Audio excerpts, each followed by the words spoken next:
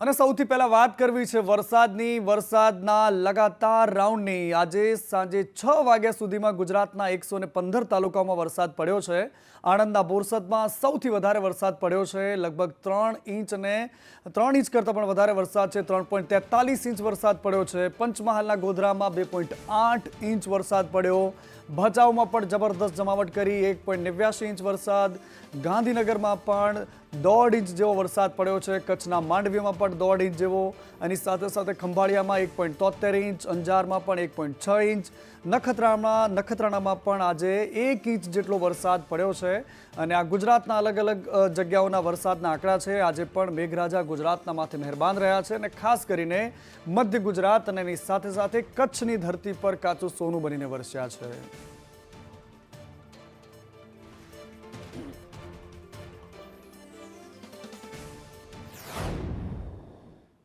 અને આ તરફ આણંદના બોરસદમાં ભારે પવન સાથે વરસાદ પડ્યો। બોરસદમાં 2 કલાકમાં 3 ઇંચથી વધારે વરસાદ પડ્યો છે। બોરસદમાં 3 ઇંચ વરસાદથી પાણી જ પાણી થઈ ગયા છે।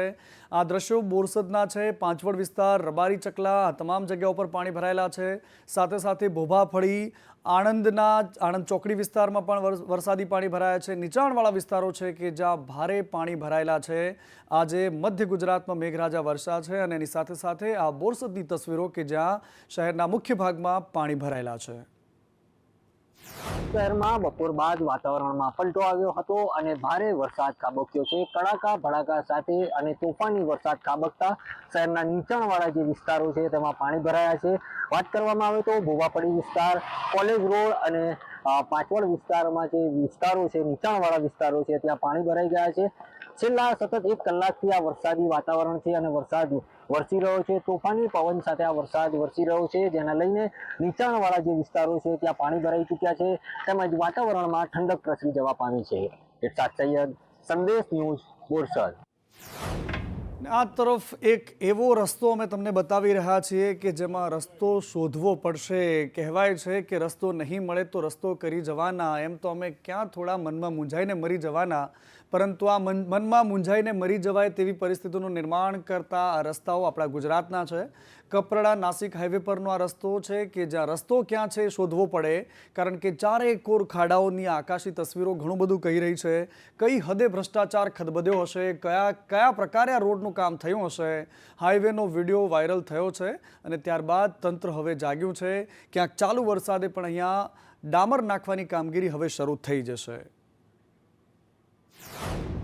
આ તરફ રોડ, રસ્તા અને બ્રિજ મુદ્દે મુખ્યમંત્રીએ બેઠક બોલાવી હતી। મુખ્યમંત્રીએ અધિકારીઓને સૂચના આપી છે કે કામોની જવાબદારી જે તે કોન્ટ્રાક્ટરોની રહેશે। મુખ્યમંત્રી કહી રહ્યા છે કે જો કામ લાપરવાહીવાળું હશે તો એ કોન્ટ્રાક્ટરની જવાબદારી બનશે। લાયબિલિટી પીરિયડમાં નુકસાનની જવાબદારી કોન્ટ્રાક્ટરની રહેશે। એની સાથે સાથે પૈસાની કમી નથી, પણ કામો ટકાઉ થવા જોઈએ તેવી વાત પણ એમણે કરી છે કે પૈસા આપો પરંતુ કામ ટકાઉ કરો। આવા તકલાદી કામ ન ચાલવા જોઈએ। રસ્તા, અંડરબ્રિજના કામ પર તાત્કાલિક ધ્યાન આપો, આ પ્રકારની વાત મુખ્યમંત્રીએ કરી છે। ક્વોલિટી વર્ક થાય તેવા કોન્ટ્રાક્ટરને જ કામ આપો, આ પ્રકારની વાત પણ મુખ્યમંત્રીએ કહીને એક મેસેજ આપવાની કોશિશ કરી છે કે જે ગુજરાતની તસવીરો સામે આવે છે એ તંત્રના અધિકારીઓ ખૂબ સાવચેતીપૂર્વક જોઈ લે, કારણ કે આ જ વસ્તુ છે કે જે સરકારની છબીને ખરડે છે। આ તરફ ઉપરવાસમાં ભારે વરસાદના કારણે દ્વારકાના વાડીનાર જેટી પર ઊંટ તણાઈને આવ્યા છે। દીનદયાળ પોર્ટની જેટી પર ઊંટ તણાઈને આવ્યા છે, અને એના દ્રશ્યો પણ વાયરલ થઈ રહ્યા છે। સિંગચ ગામેથી ઊંટ તણાઈને આવ્યા, અને એની માહિતી મળતા વાડીનાર પોલીસ ઘટના સ્થળે પહોંચી હતી। પાણીના પ્રવાહ વચ્ચે ઊંટના ટોળાને બહાર કાઢવાની તજવીજ હાથ ધરવામાં આવી છે। આ દરિયાઈ ઊંટ છે કે પછી બીજા ઊંટ છે એ પણ હજુ સુધી બહાર નથી આવ્યું, પરંતુ દરિયાઈ ઊંટો આવી રીતે પાણીની વચ્ચે જ રહેતા હોય છે। પરંતુ આ ઊંટની તસવીરો દ્વારકાથી સામે આવી છે, જે અચરજ પમાડી રહી છે। આ તરફ નવસારીમાં ભારે વરસાદના કારણે પૂર જેવી સ્થિતિનું નિર્માણ છે। અસરગ્રસ્ત વિસ્તારો છે કે જ્યાં તંત્ર દ્વારા બચાવની કામગીરી કરવામાં આવી રહી છે। નવસારીના 45 જેટલા માર્ગો આજે પણ બંધ છે। રંગૂનનગર હોય કે પછી હિદાયતનગર, આ તમામ જગ્યાઓ પર પાણી ભરાયેલા છે। જે પાણીના દ્રશ્યો સામે આવ્યા છે તે સ્થિર પાણીના છે। નદીના પાણી શહેરમાં ઘૂસે, અને લગાતાર બીજા વર્ષે આ પ્રકારની પરિસ્થિતિનું નિર્માણ થયું છે। વિસ્તારોમાં પાણી ભરાવાના કારણે 540 લોકોનું તેમજ ગંડરી તાલુકામાં અંદાજે 18 લોકોનું સ્થળાંતર કરવામાં આવેલ હતું। આજરોજ તારીખ 7/7/25ના રોજ ઉપરવાસ તથા અત્રેના જિલ્લામાં વરસાદ નહીવત હોય, જેના કારણે પૂર્ણા અને અંબિકા નદી સપાટી ભયજનક સપાટીથી નીચે આવી ગયેલ હોય સ્થળાંતર કરવામાં આવેલ લોકોનું પુનઃ પોતાના ઘરે પરત મોકલવાની કાર્યવાહી હાલ ચાલુ છે. અને નવસારી શહેરની હાલત અત્યારે જળબંબાકાર જેવી છે. ઠેર ઠેર પાણી ભરાયેલા છે. ઘરની બહાર જ તળાવ મળી જાય તેવી સ્થિતિ છે. અને આ પૂર્ણા અને અંબિકા નદીના ઘોડાપૂરની સ્થિતિનું પરિણામ છે કે શહેરમાં કાશીવાડ સહિતના વિસ્તારમાં લોકોને ભારે હાલાકી પડી રહી છે. સંદેશ ન્યૂઝની ટીમ ત્યાં પહોંચીને જોયું કે લોકો કેવી રીતે આ પૂરના પાણી વચ્ચે 250થી વધારે પરિવારો રહી રહ્યા છે. એ પરિસ્થિતિ એવી બની છે કે અમારે ના ખાવા પીવાના ઠેકાણા છે કે ના કંઈ નથી. અમને લોકોને કોઈ મદદ બેઠી નથી મળતી. પાણી આવે છે દર વખત અમે લોકો હેરાન થઈએ છીએ. અમારા ઘર બાર ખરાબ થાય છે તે અમે લોકો ધોઈ ધાઈને ચોખ્ખા કરીએ છીએ, પણ અમને એટલી મદદ નહીં મળે. ને જે સરકાર તરફથી પૈસા આવે છે એ પણ અમારા તરફ ત્યાં વધારે આવતા નથી. આ તરફ ભાવનગરના પાલીતાણા તાલુકાના ગ્રામજનોમાં આક્રોશ છે. પાલીતાણાથી જેસર રોડનું કામ અટકી ગયું ને આ જ કારણ છે કે લોકોનો પારો ખસ્યો. 6 ગામના સરપંચો અને આગેવાનોએ અધિકારીઓનો ઉધળો લીધો. ખાતમુહૂર્ત કરી નાખો છો, પરંતુ કામ શરૂ નથી થતા.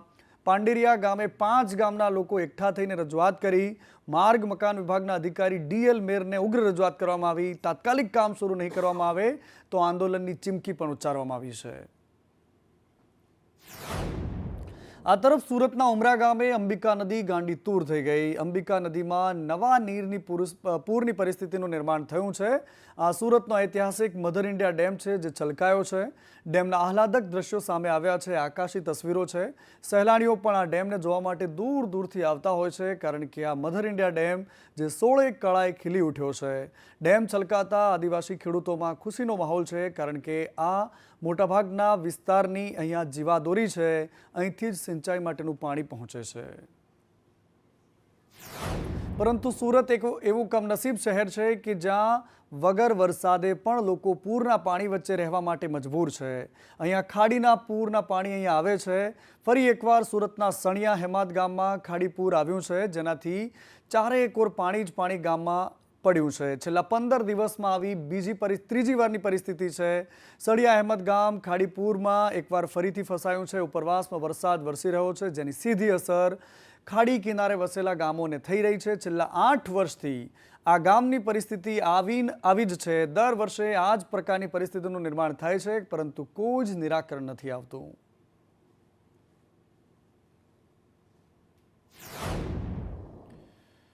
આ બાજુ કચ્છની તસવીરો પણ સામે આવી છે. ભુજમાં પણ આજે મેઘરાજાએ જમાવટ કરી છે. ભુજમાં ખાડાઓ અને બધાની વચ્ચે પાણી ભરાવાની સમસ્યા પણ આજે પણ એની એ જ છે. ભુજના રેલવે સ્ટેશન પાસે પાણી ભરાયેલા છે. વરસાદી પાણીના કારણે રેલવે સ્ટેશનની પાસે પાણીમાં એક ટ્રેલર પણ ફસાયું. અહીં પાણી ભરાતા વાહન વ્યવહાર બંધ કરાયો. દર વર્ષે અહીંયાથી વરસાદી પાણી ભરાય છે. સ્થાનિકો દ્વારા રજૂઆતો થાય છે, પરંતુ સાંભળવાવાળું અહીંયા કોઈ જ નથી. થોડોક પણ વરસાદ 5 ઇંચ વરસાદ પડ્યો છે, પણ 1.5-2 ઇંચ વરસાદમાં પણ અહીંયા પાણી આટલા ભરાઈ જાય છે. 2-2.5 ફૂટ જેટલા પાણી ભરાઈ જાય છે. જમીનમાં લગભગ 1-1.5 ફૂટ જેટલા મોટા ખાડા પડી ગયા છે. અને મારી પાછળ તમે જોઈ શકો છો, આટલો મોટો ટ્રક મહાકાય 2.5-3 ફૂટ પાણીમાં ગરકાવ થઈ ગયો છે. અને આવી જ પરિસ્થિતિ નાના વાહન ચાલકોને રોજિંદી છે અહીંયા ભુજ રેલવે સ્ટેશન રોડ ઉપર.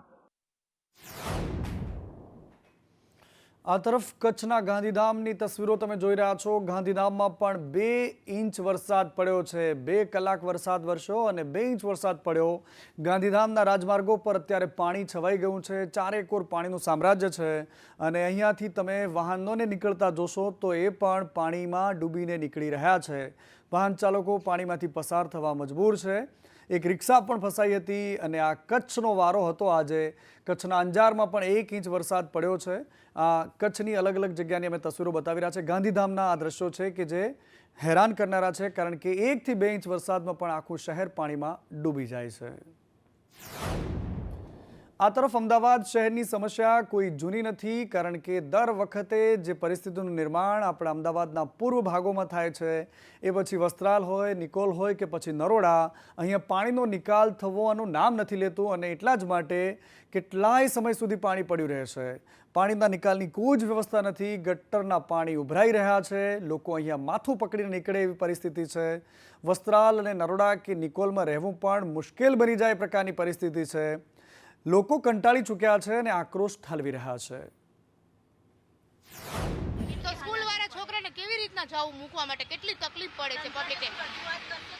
બસ હવે ત્રાસી ગયા છે અમે, નિકોલ થી તો સાવ ત્રાસી ગયા છે કે રોડ રસ્તા સરસ કરો તમે, એટલી અમારી નમ્ર વિનંતી છે પબ્લિક માટે. અને આવી જ સ્થિતિ નરોડામાં પણ છે. નરોડાના આ દ્રશ્યો તમે જુઓ કે કમર સુધીના પાણી ભરાયેલા છે. નરોડામાં ઠેર ઠેર નુકસાનના દ્રશ્યો પણ સામે આવ્યા છે. રહેણાંક વિસ્તારમાં ચારે બાજુ પાણી જ પાણી છે. લોકોની એ જ વાત છે કે અમે હાથ જોડીને તંત્રને રજૂઆત કરી રહ્યા છીએ, અહીંયાથી પાણીના નિકાલની કોઈ વ્યવસ્થા કરો. સ્માર્ટ શહેર છે આપણું અમદાવાદ શહેર, બહુ જ મોટું શહેર છે, ગુજરાતનું સૌથી મોટું શહેર. રાજ્ય સરકારની નજર આ શહેર પર રહે છે અને દુનિયાભરની નજર પણ અમદાવાદ શહેર પર રહે છે. કોઈ નાના મોટા દેશને ટક્કર મારે એટલું બજેટ આપણા શહેરનું હોય છે, પરંતુ તેમ છતાંય પાણીની સમસ્યાનો કોઈ ઉકેલ નથી. વરસાદ પડે એટલે કેટલી હાલાકી પડે છે ને બાપા. આગળ તો બધા ચક્કા જામ છે, અડધો કલાક બગડે, પડવાની બીક લાગે, પડી જ જાય ને. અને આ તો સીવરેજ નું પાણી છે, ગટરનું બેક મારે છે. સુવિધાઓ મળે છે ખરી કોઈ આપણને અમદાવાદમાં? શું સુવિધા? જેવી પશુઓની હાલત છે એવી માણસોની પણ છે, કારણ કે બીમારી કોઈ પૂછીને નથી આવતી. ચોમાસું આવ્યું છે અને ચારેકોર રોગચાળાનો રાફડો ફાટ્યો છે. સુરત શહેરની હાલતની વાત કરીએ તો રોગચાળો અહીંયા માથું ઉચકીને બેઠો છે. અહીંયા ચોમાસામાં જૂન મહિનામાં મેલેરિયાના 23 કેસ નોંધાયા હતા.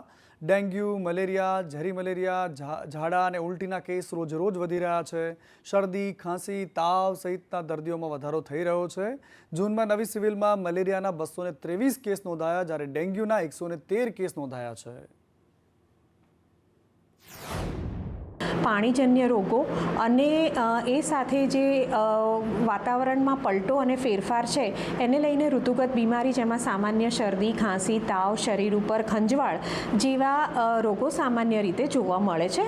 અને જો યોગ્ય સંભાળ કે સારવાર કે રાખવામાં ન આવે તો દૂષિત પાણી અથવા દૂષિત ખોરાકથી થતા રોગો પણ જોવા મળે છે. રાજકોટ શહેરમાં પણ બીમારીના રાફડો ફાટ્યો છે. વરસાદના કારણે રોગચાળાના કેસો વધી રહ્યા છે. રાજકોટ શહેરમાં પણ જે પ્રકારે બીમારી વધી રહી છે, ઘરે ઘરે બીમારીના ખાટલા છે, પાણીજન્ય રોગો વધી રહ્યા છે, સાથે સાથે મચ્છરોમાં પણ વધારો થયો છે અને એટલા જ કારણે મચ્છરજન્ય રોગચાળામાં પણ વધારો થયો છે. ડેન્ગ્યુ અને મેલેરિયાના કોઈ પણ કેસ નોંધાયેલા નથી, પરંતુ ચિકનગુનિયાનો એક કેસ નોંધાયેલો છે. આ ઉપરાંત જોવા જઈએ તો શરદી ઉધરસના કેસમાં થોડોક આંશિક વધારો છે. 699 કેસ છે નોંધાયેલા છે. ઉપરાંત સામાન્ય તાવના 938 કેસ અને 291 કેસ જે છે એ ઝાડા ઉલટીના નોંધાયેલા છે. આ તરફ આમ આદમી પાર્ટીના ધારાસભ્ય ચૈતર વસાવાને જેલમાં રહેવું પડશે. આજે જામીન અરજી પર ડિસ્ટ્રિક્ટ કોર્ટમાં દાખલ ન થઈ શકી અને એટલા જ માટે હવે આવતીકાલે જામીન અરજી દાખલ કરવામાં આવશે. લાફાકાંડમાં પોલીસે ચૈતર વસાવાની ધરપકડ કરી છે. આદિવાસી અસ્મિતાનો મુદ્દો બનાવીને આમ આદમી પાર્ટીના નેતાઓ અહીંયા મેદાનમાં છે, પરંતુ ચૈતર વસાવાએ આજે પણ જેલમાં રાત વિતાવવી પડશે. ચૈતર વસાવાના સમર્થનમાં આમ આદમી પાર્ટીના નેતાઓ અત્યારે વિરોધ પ્રદર્શન કરી રહ્યા છે, આકરા પાણીએ દેખાઈ રહ્યા છે. ચૈતર વસાવાના સમર્થન માટે આજે સુરતમાં મોટી સંખ્યામાં લોકો ભેગા થયા હતા. વરાછામાં માનગઢ ચોક ખાતે ચૈતર વસાવાના સમર્થનમાં આમ આદમી પાર્ટીના કાર્યકર્તાઓએ વિરોધ કર્યો. ખોટી રીતે ગુનો દાખલ કરીને ધરપકડ કર્યાનો આરોપ લગાવ્યો. ડેડિયાપાડા તાલુકા પંચાયતના સભ્ય સંજય વસાવાના લાફો માર્યાના આરોપ હેઠળ અત્યારે ચૈતર વસાવાની ધરપકડ થયેલી છે. ડેડિયાપાડાના ધારાસભ્ય ચૈતર વસાવાની ધરપકડ થઈ છે અને આ ધરપકડને આમ આદમી પાર્ટી ખોટી રીતે બતાવી રહી છે. ત્યારે સુરતમાં ચૈતર વસાવાના સમર્થનમાં અત્યારે વિરોધ કરવામાં આવી રહ્યો છે. માનગઢ ચોક ખાતે વિરોધ કરવામાં આવી રહ્યો છે. ત્યારે પાયલબેન આપણી સાથે છે. બેન, કઈ રીતના વિરોધ, શા માટે? અમે તમામ સુરત શહેરના તમામ સંગઠનના આગેવાનો સાથે આજે અમે મિની બજાર ખાતે અમે ચૈતરભાઈ વસાવાના સમર્થનમાં છીએ એ બાબતે આજે અમે વિરોધ નોંધાવીએ છીએ ભાજપની સામે કે જ્યારે કોઈ વ્યક્તિ મનરેગા કૌભાંડનો જે કરોડો રૂપિયા જે ખાઈ ગયા છે, આખી સિસ્ટમમાં રહેલા તમામ લોકો એને સપોર્ટ કર્યો છે, ત્યારે જ આ કૌભાંડ થયું છે. એકલા વ્યક્તિ ના કરી શકે કોઈ કૌભાંડ. તો આ કૌભાંડીઓને પકડવાના બદલે, કૌભાંડીઓને સામે કોઈ એક્શન લેવાના બદલે ચેતરભાઈ વસાવા જે આમ આદમી પાર્ટીના ધારાસભ્ય છે, જે હંમેશા લોકોના પ્રશ્નોનો ઉજાગર કરતા આવ્યા છે, લોકોના પ્રશ્નો બાબતે લડતા આવ્યા છે, આ મનરેગા કૌભાંડની અંદર કરોડો રૂપિયાનું જે કૌભાંડ થયું છે એમનો ઉજાગર કર્યો ચેતરભાઈ, એટલે ચેતરભાઈને જેલમાં નાખી દેવામાં આવ્યા. એન કેન પ્રકારે અલગ અલગ કલમો નાખીને ખોટી રીતના એમને જેલમાં નાખવામાં આવ્યા છે.